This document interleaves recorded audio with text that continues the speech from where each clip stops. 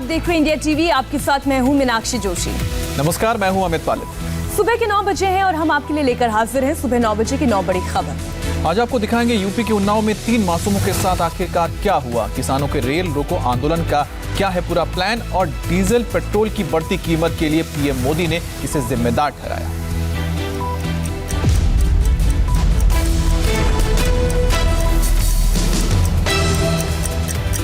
सबसे पहले बात उत्तर प्रदेश के उन्नाव की, जहां 2 नाबालिग लड़कियों की संदिग्ध परिस्थिति में मौत से हड़कंप मच गया। बंधे हुए हाथ पांव के साथ खेत में तीसरी लड़की भी थी, जिसकी हालत गंभीर है और अस्पताल में भर्ती। उत्तर प्रदेश के उन्नाव की यह घटना दिल दहला देने वाली है। जिले के असोहा थाना इलाके में 3 नाबालिग बच्चियां जिस तरह से एक खेत में एक दूसरे से बंधी हुई मिली, वह बेहद गंभीर है। इनमें से 2 बच्चियों की तो मौत हो चुकी है और तीसरी अस्पताल में बेहद गंभीर हालत में भर्ती है। चली आती थी तो लेट हुआ तो करीब 6-7 बजे हम लोग ढूंढने निकले। सब तक ढूंढने तो नहीं मिली, तब खेतन ढूंढने चालू करता खेत में। घटना सामने आने के बाद गांव में पुलिस के बड़े अधिकारी कैंप कर रहे हैं। खुद लखनऊ रेंज के आईजी मौके पर हैं और एक डेवलपमेंट पर नजर बनाए हुए हैं। चौंकाने वाली बात यह है कि तीनों लड़कियों के हाथ पैर बंधे हुए थे। तीनों लड़कियों को अस्पताल पहुंचा गया, लेकिन डॉक्टरों ने 2 लड़कियों को मृत घोषित कर दिया, जबकि तीसरी लड़की को गंभीर हालत में कानपुर रेफर किया गया है। अभी हमने उसको इंट्यूबेट भी कर दिया है। इंट्यूबेट इसलिए कराया है कि उसका जो लंग्स में पानी भर गया है, जिसको उसको निकाल सकें, उसको भी निकाल रहे हैं हम लोग। लेकिन इस समय जो उसकी स्थिति है, उससे ऐसा लग रहा है उसका ब्रेन का थोड़ा डैमेज हो गया है, एनोक्सिया में गई है मरीज, तो क्रिटिकली इल है। बचने की उम्मीद इस समय बहुत ज़्यादा नहीं है। क्या लग रहा सर, किस वजह से कुछ ऐसा लग रहा है? उसके साइंस जो है वो ऐसा लग रहा है कि ऑर्गेनोफॉस्फोरस पॉइजनिंग उसको हुई है। ऑर्गेनोफॉस्फोरस होता है जैसे जो कीटाणुनाशक दवाएँ यूज होती हैं, जो उस समय इसके जो क्लिनिकली जो लगा है। पुलिस के मुताबिक पहली नजर में लड़कियों की मौत जहरीले पदार्थ खाने से हुई है, लेकिन ये बात अभी साफ नहीं लड़कियों को किसने जहर दिया, गांव में इनकी दुश्मनी किससे थी। तफ्तीश के बीच घटना को लेकर सियासत भी तेज हो गई है। भीम आर्मी चीफ चंद्रशेखर आजाद ने कहा, भीम आर्मी की टीम कानपुर के अस्पताल पहुंच चुकी है। सरकार जान ले, उन्नाव में हम हाथरस नहीं दोहराने देंगे। उन्नाव केस की एकमात्र गवाह बच्ची का बेहतर इलाज और सुरक्षा सबसे जरूरी है। फिलहाल पुलिस की तफ्तीश जारी है। इंतजार दोनों पीड़ित लड़कियों की पोस्टमार्टम रिपोर्ट का है। पश्चिम बंगाल में चुनावी गहमा-गहमी खूनी सियासत में बदलती जा रही है। एक तरफ ममता के मंत्री पर बम से अटैक हुआ, तो दूसरी तरफ बीजेपी नेता पर पथराव।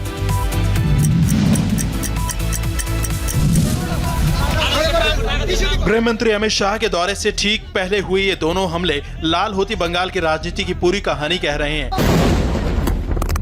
दोनों हमलों के पीछे टीएमसी और बीजेपी एक दूसरे पर आरोप लगा रहे हैं। इस तरह खूनी होती जमीनी राजनीति के बीच जुबानी जंग भी लगातार गंभीर होती जा रही है। बुधवार को पहली घटना मुर्शिदाबाद में हुई, जिसमें ममता सरकार के मंत्री जाकिर हुसैन बम हमले में बुरी तरह घायल हो गए। जाकिर हुसैन मुर्शिदाबाद से कोलकाता जा रहे थे, तभी निमिता रेलवे स्टेशन के पास उनके काफिले पर क्रूड बम से हमला हुआ। जाकिर हुसैन पर जानलेवा हमले के पीछे टीएमसी ने बीजेपी का हाथ बताया, तो बीजेपी ने इसे टीएमसी की अंदरूनी लड़ाई का अंजाम बताया। मिनिस्टर के ऊपर हमला जिस ढंग से हुआ, बंगाल में कानून व्यवस्था पूरा ठप हो गया। पुलिस मंत्री जो मुख्यमंत्री ममता बनर्जी है, वो पूरा फेल है। मुर्शिदाबाद में जिस वक्त जाकिर हुसैन पर अटैक हुआ, करीब उसी दौरान कोलकाता के फूल बगान इलाके में बीजेपी नेता शुभेंदु अधिकारी पर हमला हुआ। शुभेंदु अधिकारी अपने समर्थकों के साथ कोलकाता के डिप्टी कमिश्नर के दफ्तर में बीजेपी नेताओं और कार्यकर्ताओं पर हो रहे हमले की शिकायत करने जा रहे थे। तभी टीएमसी के कार्यकर्ताओं ने नारेबाजी शुरू कर दी और जब तक लोग समझ पाते संभल पाते, पत्थरबाजी शुरू हो गई। थोड़ी देर में वो मौका भी आया जब दोनों गुट एक दूसरे पर टूट पड़े, एक दूसरे पर ईंट और पत्थर बरसाने लगे। इस हमले में शुभेंदु अधिकारी तो बच गए, लेकिन कोलकाता बीजेपी अध्यक्ष शिवाजी सिंह राय बुरी तरह से घायल हो गए। टीएमसी और बीजेपी में हिंसक झड़पों के बीच गृह मंत्री अमित शाह आज पश्चिम बंगाल के दौरे पर हैं। और शाह बंगाल में बीजेपी की परिवर्तन यात्रा के अगले दौर की शुरुआत करने के साथ ही एक रोड शो भी करेंगे।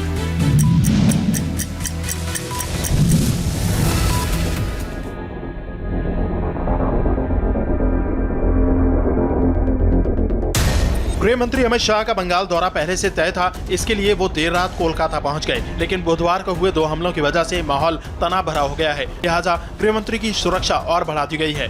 बीजेपी के प्रचार की मुहिम को धार देने के लिए गृह मंत्री अमित शाह पश्चिम बंगाल पहुंच गए हैं, लेकिन उनके पहुंचने से पहले ही हमला हो गया। परिवर्तन यात्रा के अगले राउंड को हरी झंडी दिखाने के साथ अमित शाह का कोलकाता में पूरे दिन का कार्यक्रम है।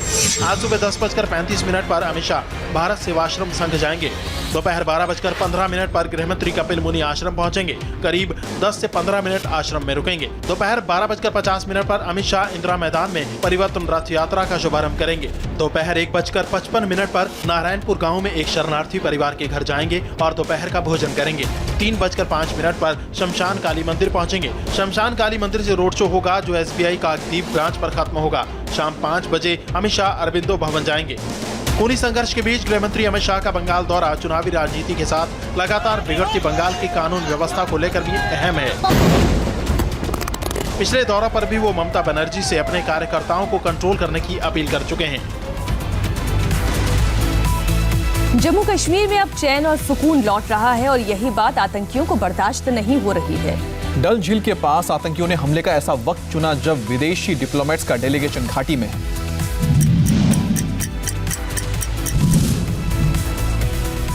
आर्टिकल 370 के बाद घाटी में क्या बदला, यही देखने विदेशी डेलीगेशन बुधवार को श्रीनगर पहुंचा। लोगों से मुलाकात की, उनका पक्ष जानने की कोशिश की, लेकिन सच्चाई दुनिया के सामने ना आ सके, इसी इरादे से श्रीनगर में आतंकी हमले को अंजाम दिया गया। हालांकि वारदात से विदेशी डेलीगेशन के दौरे पर कोई असर नहीं पड़ा। आज विदेशी डेलीगेशन जम्मू के दौरे पर जाने वाला है। इससे पहले ये तस्वीरें देखिए। डल झील के पास ठीक इसी जगह ढाबे पर बाइक सवार आतंकियों ने फायरिंग की। फायरिंग से चारों तरफ अफरा तफरी मच गई, जिसमें एक शख्स जख्मी हुआ है। इस हमले की जिम्मेदारी मुस्लिम जांबाज फोर्स ने ली है। एक अच्छे और खुशगवार माहौल में टेररिस्ट बॉडी, BDC और DDC मेंबरों के अलावा सिविल सोसाइटी के लोगों ने इस डेलीगेशन से मुलाकात की, लेकिन शाम होते होते जो है मिलिटेंटों ने इस घटना को अंजाम दिया। आंदोलन के नए कैलेंडर के मुताबिक किसान आज देश भर में रेल रोकने वाले हैं। दोपहर 12 बजे से 4 बजे तक किसान रेल रुकेंगे, जिससे रेल यात्रियों के लिए आज परेशानी वाला दिन हो सकता है। सरकार की तरफ से बातचीत पर जोर के बीच किसानों ने एक और आंदोलन छेड़ा है। आज देश भर में किसान पटरी पर बैठेंगे और कृषि कानूनों पर अपनी मांगे मनवाने के लिए ट्रेनों की आवाजाही बाधित करेंगे। संयुक्त मोर्चा ने पूरे देश में रेल रोको आंदोलन का अनाउंसमेंट किया है। क्या रूपरेखा रहेगी, कैसे करेंगे? पूरे देश में होगा, प्रोग्राम होगा। किसानों का ये रेल रोको आंदोलन 4 घंटे का होगा। पूरे देश में आज दोपहर 12 बजे से शाम 4 बजे तक किसानों का रेल रोको आंदोलन चलेगा। रेलवे ने पंजाब, हरियाणा, उत्तर प्रदेश, पश्चिम बंगाल के साथ ही देश भर में रेलवे सुरक्षा विशेष बल की 20 अतिरिक्त कंपनियां तैनात की हैं। दिल्ली पुलिस भी अलर्ट पर है। प्रशासन की ओर से ड्यूटी मजिस्ट्रेट भी नियुक्त किया गए हैं। ट्रैक्टर परेड हो या चक्का जाम, किसानों के दोनों ही आंदोलन से आम जनता को नुकसान हुआ है। इसीलिए किसान रेल रोको आंदोलन से पहले GRP और RPF दोनों अलर्ट पर हैं। जहां जहां आंदोलन का ज्यादा असर पड़ने की आशंका है, वहां रेलवे ने अतिरिक्त फोर्स की तैनाती की है। बात पेट्रोल और डीजल की, जिसकी बढ़ती कीमतों पर प्रधानमंत्री नरेंद्र मोदी का बयान आया है। PM मोदी ने महंगे तेल की मौजूदा स्थिति के लिए पिछली सरकारों को जिम्मेदार ठहराया। लगातार 10 दिन से बढ़ रही कीमतों की वजह से कई राज्यों में पेट्रोल 100 रुपए का आंकड़ा पार कर गया है, जिसके बाद कई जगहों पर विरोध प्रदर्शन हो रहे हैं। लोग इसमें सरकार से दखल और कीमतें कम करने की उम्मीद कर रहे हैं, लेकिन PM मोदी के मुताबिक ये स्थिति उनकी सरकार में अचानक नहीं बनी। इन 2019-2020 India imported over 85% of oil and 53% of gas to meet the domestic demand. Can a diverse and talented nation like ours be so energy important dependent? I do not want to criticize anyone, but I want to say, had we focused on these subjects much earlier, our middle class would not be burdened. Tamil Nadu में तेल और gas से जुड़े projects के उद्घाटन करते हुए PM Modi ने ये भी कहा कि फिलहाल उनकी सरकार का जोर ऊर्जा के वैकल्पिक स्रोतों को विकसित करने का है, जिससे आयात पर निर्भरता कम हो। इससे पहले पेट्रोलियम मंत्री धर्मेंद्र प्रधान कह चुके हैं कि तेल की कीमतें तेल कंपनियां तय करती हैं, इसमें सरकार की कोई भूमिका नहीं होती। मध्य प्रदेश में कोरोना वैक्सीनेशन प्रोग्राम में लापरवाही के बाद राज्य सरकार ने जांच के आदेश दिए हैं। 1,37,000 से ज्यादा हेल्थ केयर और फ्रंटलाइन वर्कर्स के नाम एक कॉमन मोबाइल नंबर पर रजिस्टर हुए। एमपी में कोरोना टीकाकरण के लिए बने कोविड पोर्टल पर लाखों लोगों के नाम अलग अलग हैं, पते अलग अलग हैं, लेकिन एक ही मोबाइल नंबर पर कई लोगों के नाम दर्ज हैं। इसे लापरवाही कहें या गड़बड़ी, इसकी वजह से 28 दिन के कई लोगों को वैक्सीन की दूसरी डोज देने की जानकारी नहीं मिल सकी। कांग्रेस ने इसे मुद्दा बनाया तो शिवराज सरकार नींद से जागी और गड़बड़ी की जांच के आदेश दिए। कोरोना से संबंधित चाहे वो वैक्सीन का मामला हो, चाहे फर्जी जो फोन नंबर दिए हैं, जो अधिकारी कर्मचारियों के बहुत से नंबर दे दिए गए हैं, कुल मिला के ये अभियान कोरोना से लड़ने का इफेक्ट हो रहा है। छोटा सा एक फिगर ऐसा था जिसमें कि मोबाइल नंबर की रिपीटिशन की समस्या हमें देखने को मिली थी, पर उसको ठीक कर लिया गया है। प्राकृतिक आपदा के बाद चमोली में बनी कृत्रिम झील का खतरा टलता दिख रहा है। टनल में रेस्क्यू ऑपरेशन के बीच कृत्रिम झील से पानी निकालने का रास्ता बना दिया गया है। रैनी गांव के ऊपर खतरे की झील। कृत्रिम झील तक पहुंची आईटीबीपी और डीआरडीओ की टीम। 200 वर्ग मीटर में बनी कृत्रिम झील का मुहाना खोला। उत्तराखंड त्रासदी में फ्लैश फ्लड के बाद जिस बड़े खतरे की बात की जा रही थी, उसकी वजह ये झील ही थी। आपदा के बाद मलबे से बनी करीब 200 वर्ग मीटर की इस झील को लोकेट करने के बाद इसके पानी को धीरे धीरे रिलीज करने की कोशिश की जा रही है, ताकि ये अचानक नहीं टूटे। रैनी गांव के ऊपर मुरेंडा इलाके में बनी इस झील का अस्थायी बांध टूट जाता तो कई गांव इससे तबाह हो जाते, लेकिन अब ये खतरा टल चुका है। आईटीबीपी के जवान झील तक पहुंच चुके हैं और डीआरडीओ की स्पेशल टीम की देखरेख में झील का पानी डिस्चार्ज करने में जुट गए हैं। इस टीम ने इलाके में अपना बेस कैंप भी बना लिया है और हेलीपैड के लिए मार्किंग भी की जा रही है। ये सुविधा होने के बाद किसी भी आपात स्थिति की सूचना फौरन मिल सकेगी। अब तक इस आपदा में 58 लोगों की मौत हो चुकी है, जबकि 146 लोग अब भी लापता हैं।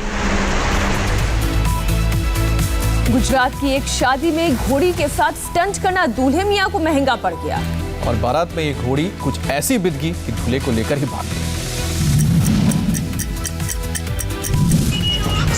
और इस तरह सजे धजे बारात के बीच दूल्हे को लेकर फरार हो गई घोड़ी।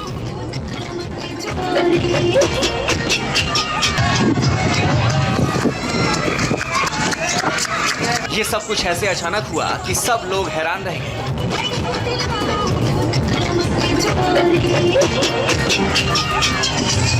ये वीडियो गुजरात के पाटन इलाके की किसी बारात का है। दूल्हे को लेकर भागने से पहले घोड़ी ढोल और नगाड़ों पर जमकर डांस कर रही है।